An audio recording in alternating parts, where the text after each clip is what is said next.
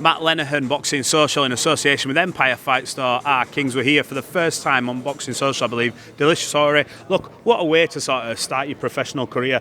Number one, you're signing with Queensberry. The announcement of this show, heavy impact, and you get a chance to display your skills on it. Just what are the emotions you're going through now, sort of knowing this is coming and you're training away in Sheffield? We'll talk about that gym in a minute, but just talk to me about your emotions right now. I'm trying to think. He's just saying what emotions I'm going through. There's a little bit of nerves in there, but there is huge excitement and also awe.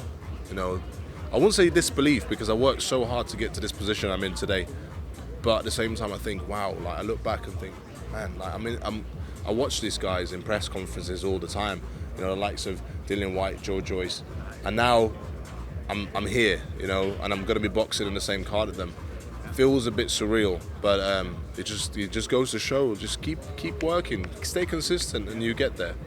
That's a good thing, though. I know a lot of fighters don't talk about being nervous because I think some of them maybe see it as weakness, but I think some nerves, like the nerves before you walk out, I think must keep you sharp and keep you humble. And coming to an event like this, I'm sure that these will be many more for you to come. Look, you've immersed yourself in the Steel City gym under the tutelage of Grant Smith. He's got a fantastic stable down there at the minute. I think at all levels, top to bottom, the ones that are coming through like yourself, the ones Dalton Smith, obviously Mick's just joined, Junaid Boston, obviously Nicole Evers, as well as Pierce down there with a load of fighters, Chantel Cameron.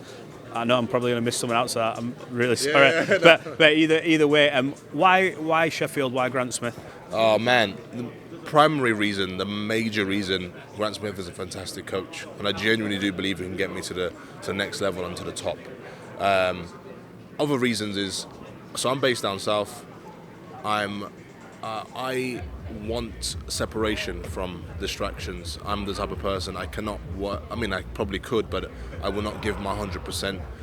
I cannot not give 100% in this sport, and I've been doing it ever since I started boxing. I've got to make sure I isolate myself away from everybody.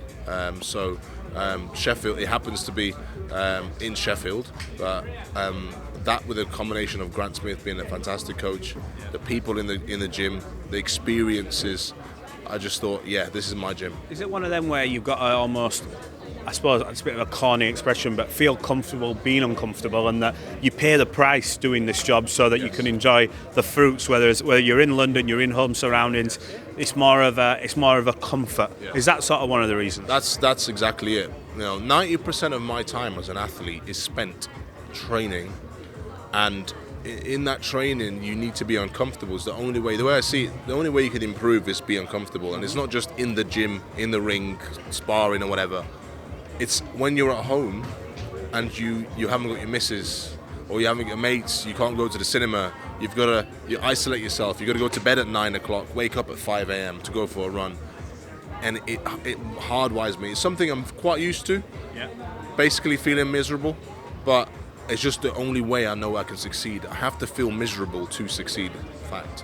Well, look, you've had your own pressures already. I mean, you don't go to the Olympics and go through all that if you can't handle pressure. Professional boxing comes with its different pressures. But what are your sort of, from the outset looking in, you mentioned you have a story to tell. Why is your story the one that you want to put across? Why is it important for you to let the people know? From outside the ring, we obviously think a lot of us know about your talents. We'll see a bit more of it. But what's special about your story where you want to spread that out to the far wide and the masses? My story is very simple. My story is from somebody who's experienced hardship growing up, and somebody who also came to the UK at a young age and found the UK being a place where there's huge opportunity. And the reason why it's important for me to push out that message is because I feel like there's so many young adults and children who just don't have the role model or somebody to just tell them that, you want to be a Formula One driver, you can do it. There's an opportunity to do it. When I was 7, my aim was to get into university. I couldn't speak a word of English. So what did I do? I made sure to do extra English lessons, which were free. I loved basketball. I got into basketball clubs. All these things were there and they were available. It was just the decisions that people make, or the people that they're around, that don't allow them to make these decisions that make them better as human beings. My job and my aim is to tell people that it's very much possible to achieve great things, and I will make sure to try my best to do it. So I'm a practitioner, not just a theorist. I'm going to try my best to live it, and then I can actually then say it, if you know what I mean.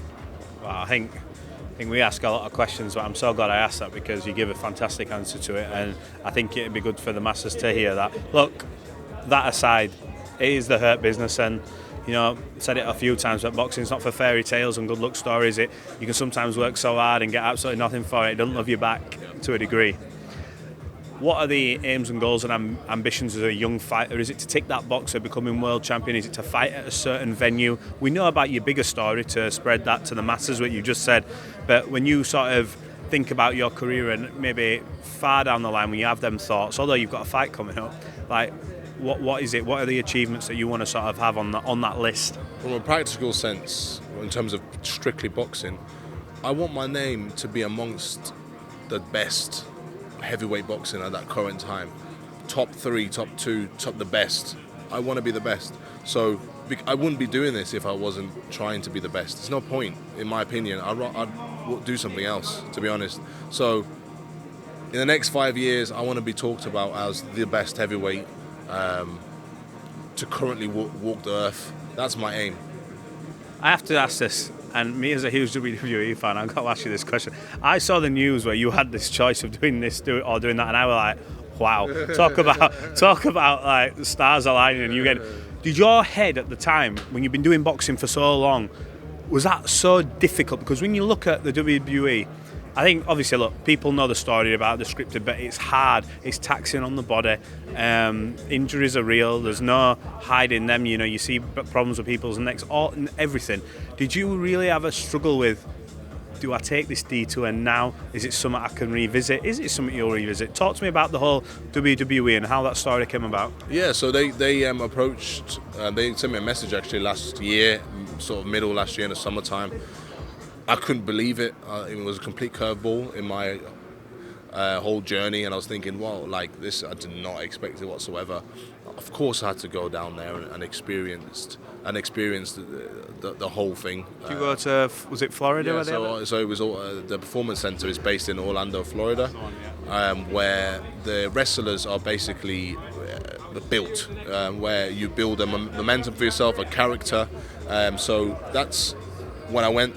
It was fantastic. I absolutely loved it. Orlando is a beautiful place anyway, but in terms of the community and the dynamic of the just the whole area, fantastic. Yeah. I had a lot of thinking to do. Actually, I had a lot of thinking to do when I came back from that experience, and one of those things to help with the thinking is to go out, visit promotions and promoters and coaches and speak to everybody. And then I had some time to myself where I spent a lot of time with nature, and I was thinking to myself, what is it do I want out of my life? Like, what is it that's going to drive me and make my life worth living? And something I can look back to when I'm 70 years old, hopefully, if I get to that age, look back and think I'm fulfilled. Not necessarily happy, because that's just an emotion that's fleeting. But I'm talking about fulfilled. Is there something that I know that I would have given absolutely everything, and I'm been happy, I'm not left anything behind? And there was only one answer, and it was boxing. Boxing was the only thing. So I decided that I was going to go for that professional boxing route, and of course I decided to go with Queensbury. But the door is always open. So we've got a very good connection and a relationship with the WWE and the NXT program. Yeah. So it's something I know that it's always there. And of course, as I build a name for myself, I would love to make appearances and randomly on a UK show potentially. You never know. I was just about to say, look, even though you might not do it full time, there will be them opportunities where I'm sure they can have you ringside. I'm sure you can go and smash Drew McIntyre or something like that. But look, let me just ask last one from me. You'll have had everyone knocking at the door, including WWE, which is mental, like, to even think that. What tipped the edge for Frank Warren? Is it I think Frank's almost stood the test of time with new promoters coming in, and I think he's been going about his business. I've said this off camera, like the last 3 or 4 years, very cleverly building the young fighters to the points where we're getting to them now and the big stars. and this evolution, this revolution of fighters where they're all at the big stage and he's dominating heavyweight boxing. But what was what did it for you? Was it a talk? Why Frank Warren? For me, the main reason is how Frank Warren builds his fighters, and it wasn't necessarily because he's got all the heavyweights. It wasn't really about that. If I believe that a promoter is able to build me properly and correctly, because you can't rush greatness, and it's the same as an amateur. I was built properly. That's what got me to the Olympic Games. If I'm built properly as a professional, I know deep down, I have the full belief I'll become a world champion. I genuinely did believe that Queensberry was able to do that for me. Build me properly, not rush me, not get too excited. It's heavyweight game. It takes one shot. That's all it takes. So as a result, I need that gradual level increase in order to see the best out of Delicious Orie. Well, look, Delicious, there'll be many more interviews to come, and we're looking forward to seeing your professional debut April 5th on what is a mega card to kickstart. You know, what an occasion. Appreciate your time. We'll catch up soon. I'll be down at that gym quite frequently anyway, and wish you all the best. Thank you very much. Much appreciated.